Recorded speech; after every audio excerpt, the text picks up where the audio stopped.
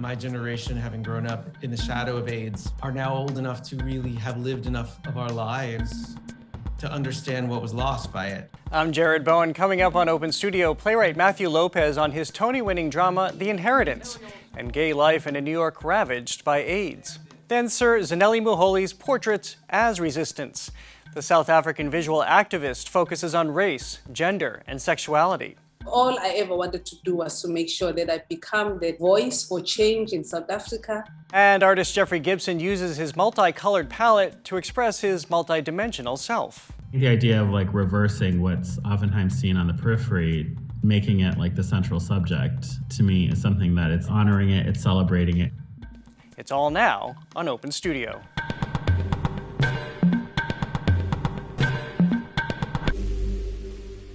Welcome to this special edition of the show. We're not going over the rainbow, we're going directly into the rainbow. We're revisiting conversations we've had with artists whose works look at gay culture, celebrate queer identity, and call for inclusion. Starting with Matthew Lopez and his play, The Inheritance.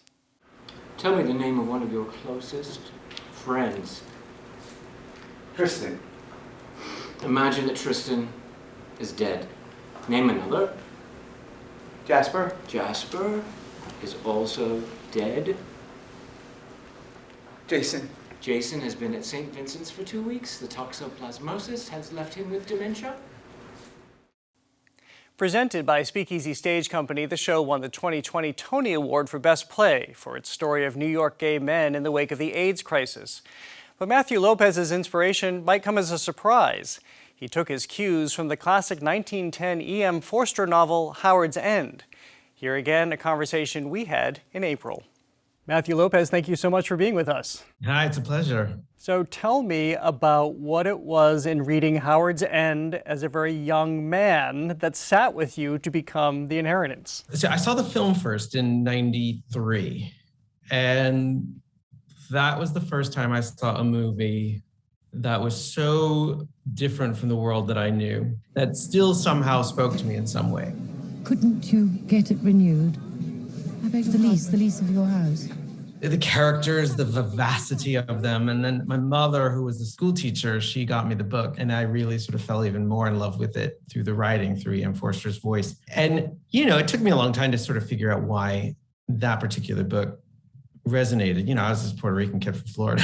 and then when it was upon reading that E.M. Forster was gay, that he was closeted all his life, that he was only out to his most intimate friends, that I started to understand that Howard's End was the creation of a gay man. And I think there was something connecting me to him through that. I think that I could, without knowing anything about myself or him, there was a vibration that I picked up on, and it felt like he was speaking to me. Well, we'll go back to that in a moment, but I'm wondering, this is a moment in which a lot of people are looking back at the 1980s and the AIDS crisis, as you very much do, of course, in this piece. What is it about this time now looking at that time? It's perhaps the right amount of time to gain perspective, both by those who experienced it and those who were too young to. I think that it's possible that my generation, having grown up in the shadow of AIDS, are now old enough to really have lived enough of our lives to understand what was lost by it, to understand what it must have felt like to be imperiled by it, to feel always in danger. And, for someone who was born in 1977, I was a child when all of this was going on. And now I'm a grown man who's lived longer than many of the people who died of AIDS. And I think I have the requisite perspective now as a gay man to understand it fully. And I think maybe others do as well. What was it like to live in this history, to live in this world? I was struck to read that your husband could tell which character you were working on, which character you were writing by your moods when you came home. What does that tell us? That I'm probably a bit of an empath as I write. Why do you need to tell your story? To understand it, to understand myself.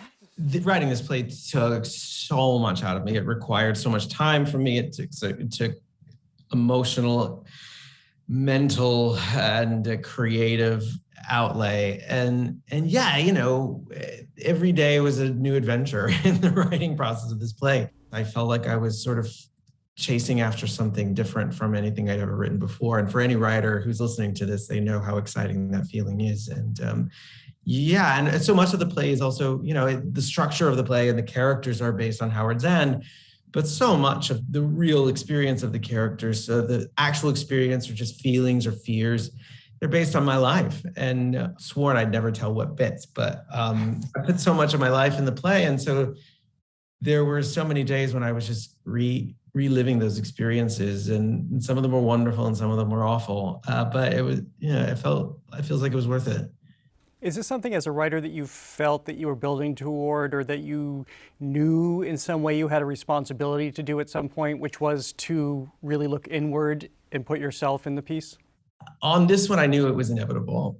And on this one, I knew I was ready. My other plays, have bits of me or bits of people that I know in them. I have a play about my family and their experiences making the West Side Story movie in 1959, and that comes from family lore. This is a whole other order of magnitude. This was me really sort of writing about my addiction and my alcoholism for the first time. Really, this is the first time I ever wrote honestly about my own trauma, and in ways that I again can sort of put in the play without actually sort of having to sort of specifically talk about. But I was prepared for what it was going to take. How is it to experience it now, hearing how you've talked about it, how difficult it was, and I can only imagine what the process was like, to then relive it quite frequently as you're seeing productions and it's out in the world and shared in the world now? It is different now. I can look at it just as a piece of writing. I can look at it as a creation that I made, and I've really sort of allowed it to be a piece that I've created. And I was just in Munich last weekend seeing it there in German. And that was such a thrill to sort of watch the play in a language I don't speak and to hear an audience engage with it, laugh at what I assume are the exact same jokes. It's like the thing about childbirth, it's like you love your children and you don't think about how painful it was to have them. And I think that it's the sort of same way with writing. Well, that must be so interesting too to see, especially and to be in a place like Munich where it might seem so different, but to know that what you've written is so universal at the end of the day. It was so very reassuring to watch the audience have the exact same reaction that the audiences in London and New York did. I think that it really helped me understand where this play may sit within the human experience. Being gay doesn't feel remarkable anymore. It's like, oh, you're gay? Ho hum. What other tricks can you do? And finally, and I said we would return to Forster, do you think about him often? Do you think about how his life and his work now lives in this world through yours? Yeah, he's deeply important to me. He has been from that day in March of, I guess it was 1993, when I saw the James Ivory's film, and he's only grown in importance to me. We work very closely with the Forster Estate on this play, and I went to Cambridge and I met with the librarian at King's College, who is the estate basically Forster left his literary estate to King's College, and Peter, the librarian, brought me into this small room, and he first showed me Forster's old rooms and he walked me around campus at King's. And then he brought me into this old room and he showed me the original handwritten manuscript of Howard's End, as well as Forster's what they call the locked diary. And I sat in a room with these two documents for hours, and I just communed with Morgan, and it was a real treat, a real honor. He means everything to me. Well, thank you again for being with us today. Thanks so much, Jared.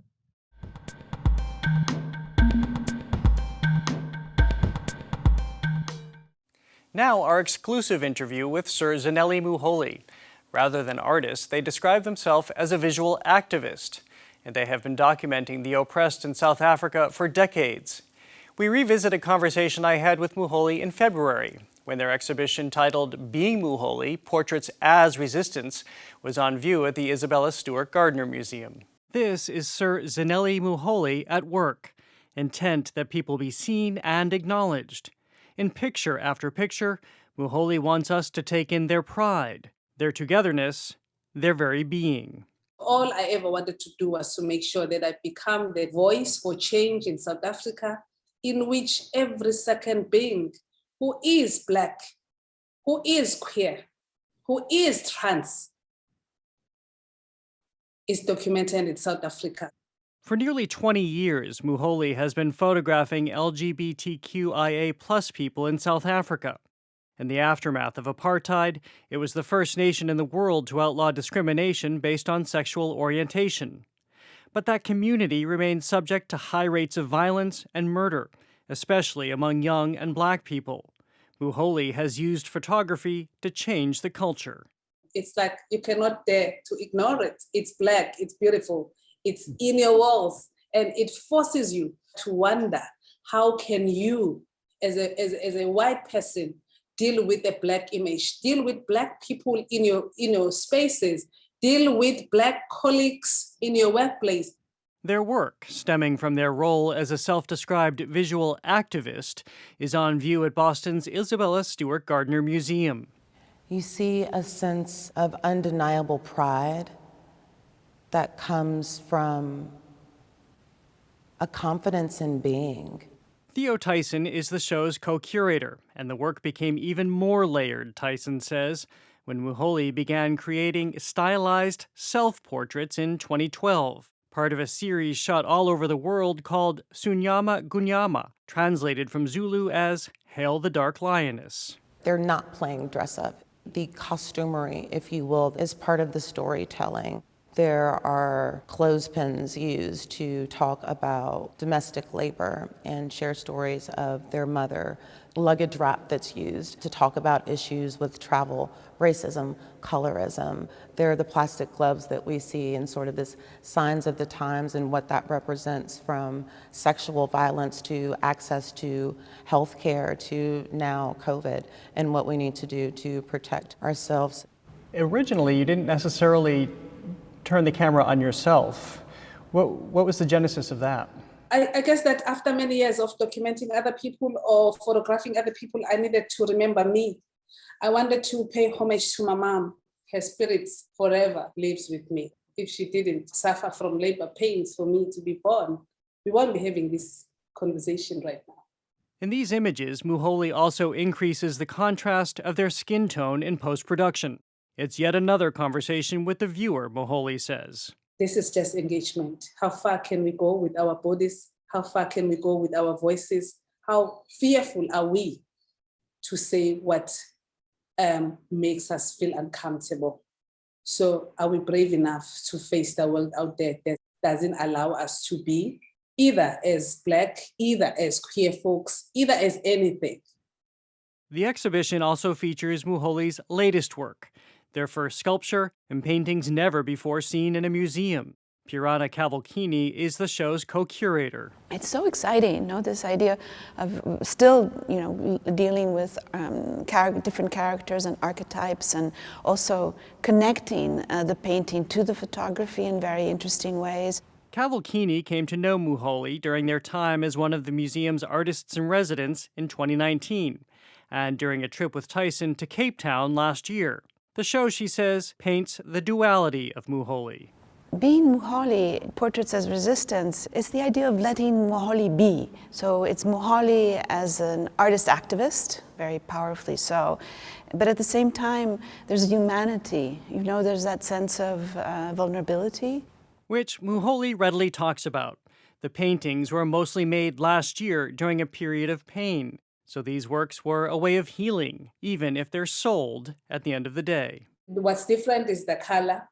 So for once, I was like trying to dive out of the drowning. Well, what did you see when you stepped back after you'd completed these paintings and saw the color? It's very interesting. You fall in love knowing that you might lose that lover, And once it's out of your sight and it belongs to the other. So it's like losing love, and that love belongs to someone, and you wonder if you'll ever touch it again. But being Muholi means that love was fully realized.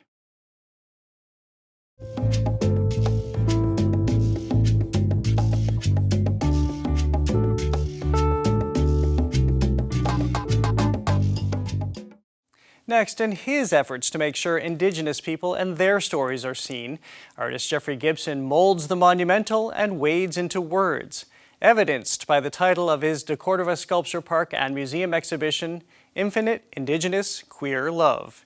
We first brought you my conversation with Gibson in February. Jeffrey Gibson, such a pleasure to have you with us. I'm happy to be here. Thank you. Let me just start with the title of your show at the De Cordova, Infinite Indigenous Queer Love. That is not the title a curator has come up with, but you yourself. What does that mean to you? Well, it was interesting. I did a body of work in 2020. In fact, actually, yes. It was shown at the Armory Fair. And there was a painting in there, which is in the De Cordova show, titled Infinite Indigenous Queer Love. And it was interesting. It was a series of 10 paintings. 9 of them sold, except for Infinite Indigenous Queer Love. And it was interesting. The gallery said that people would come in and they would say, like, "Oh, that's the one. That's really special. Like, that's the important one." And they would be like, "But I'm going to go with this one." I told the gallery, I said, I'm really not surprised, because I think people don't know how to relate to those words. So they can understand them as important to someone who's Indigenous, someone who identifies as queer. But I think they're challenging for people who maybe don't feel that that's their background, or who they identify as. And so that's just always kind of stuck with me, as like a series of challenging words. And when Sarah Montrose at De Cordova invited me to exhibit, we started talking about the structure that was outside, because once you enter my house, it becomes our house. And in the writing and the conception of that, it was really meant to invite Indigenous, BIPOC, queer performers to come and activate the structure. So we talked about how could we extend that indoors and how could we personalize it. And I just thought of that painting. And I said, I'd like to build a show around this painting and sort of unpacking those words. Has it taken you a long time to get to those words in thinking about yourself? Yeah, I think of myself as somebody who's always very much open to shifting and in tandem with popular culture. That's part of my fascination, is how we're impacted by the culture around us and what we contribute towards it, and kind of how we negotiate our space in between all of that. Probably if you talked to me 10 years ago, I may have felt less comfortable with those words, but I think as I've gotten older and where I've placed myself, where I've decided to put down roots, these words are the words that are maybe on the cusp of what maybe we're all hoping happens next. How about your interaction with space? When I spoke with curator Sarah Montrose, she was very much talking about that and how you filled that space. You do fill that space right now at the De Cordova, and people love it. People are Instagramming, they're interacting. It is resonating deeply with them. So how about the magnitude of your work and what it does to its environment? The thing about the Fringe Cubes is they were built on site, and the works on paper that are there, which I really love, and they both mark a really big shift for me. So they're not things that I've done before. I saw the works on paper framed for the first time once they were hung on the wall. So that exhibition was really in planning and in my imagination. I've been working really hard over the past really, I think 3 or 4 years, because I'm really known for handcraft, and these kind of very intimate objects. But it's challenging to kind of, and maybe even a little exhausting to think about large exhibitions filled with like small, intimate objects. And so starting to think about space and the kind of environmental, atmospheric qualities of the work and trying to materialize them in different ways, which has been going on consciously for now about 2 or 3 years, is really how the Fringe Cubes arrived. Fringe in, for instance, powwow dance regalia, it's not the main subject. It's a kind of supporting role. Like, it's what hangs off of a dance shawl and moves in the air when someone is dancing. And I think the idea of like reversing what's oftentimes seen on the periphery, making it like the central subject, to me is something that it's honoring it, it's celebrating it, and then to do it at this scale and at this length kind of takes it out of that context altogether. They're textile based, you know, you could blow on them and they'll move, but yet they maintain those like hard edges and sharp edges. So I have to say they actually work better than I would have imagined them working. Like they hit everything that I had hoped, and you know, it was a challenge to get them done, especially during COVID, but I'm thrilled with the results. Of course, they evoke indigenous culture. How would you describe the arc of your working with that in your work? I know you've been asked about it so often, but you didn't have the traditional experience that people might think that you have had. My father was in the service, and I lived overseas, and I lived in cities and suburbs, you know, on the East Coast growing up. I never wanted anyone else to be able to take away the fact that I'm Native American. You know, it's like my experience is maybe not the standard, you know, it's not in huge quantities of people with my biography, but it does exist, right? And for my father, for instance, and mother, the idea of him traveling was really about escaping poverty and wanting to offer his children, like many other families, you know, different options.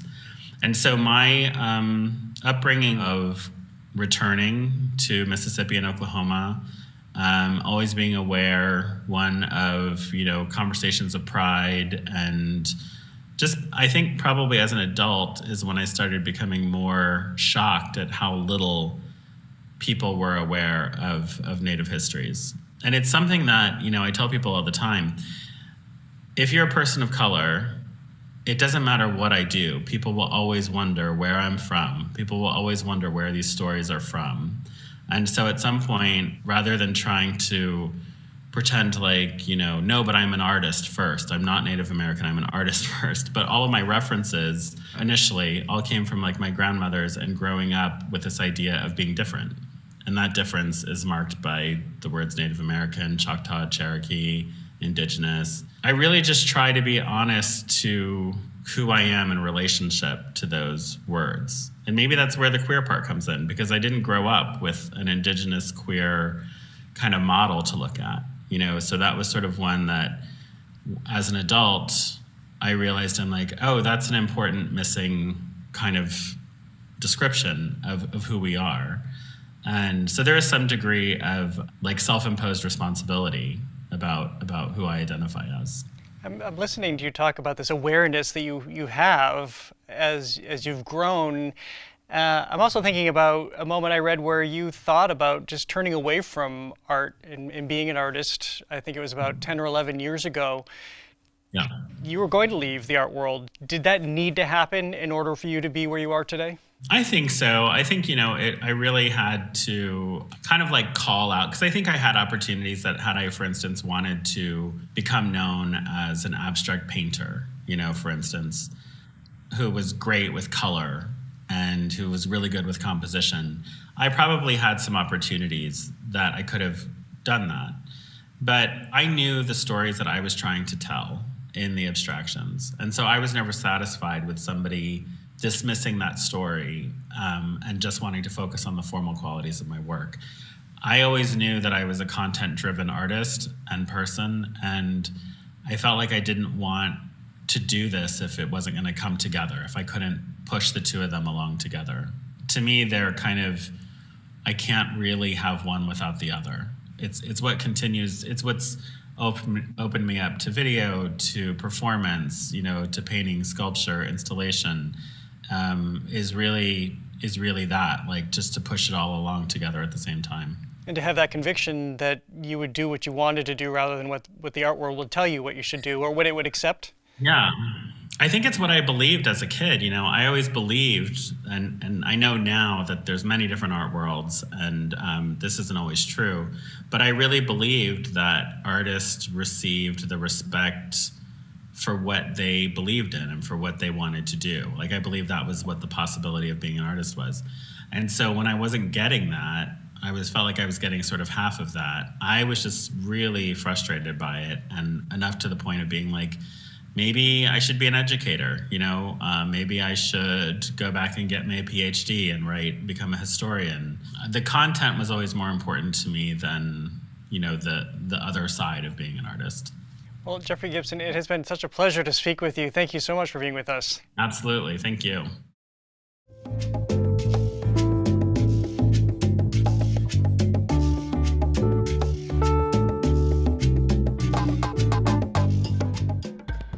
And that is all for this edition of Open Studio. As always, you can visit us online at gbh.org/openstudio. And you can follow us on Instagram and Twitter at OpenStudioGBH. I'm at @TheJared We leave you now with images from the book Loving, a photographic history of men in love, which documents couples from the 1850s to the 1950s. I'm Jared Bowen. Thanks for watching.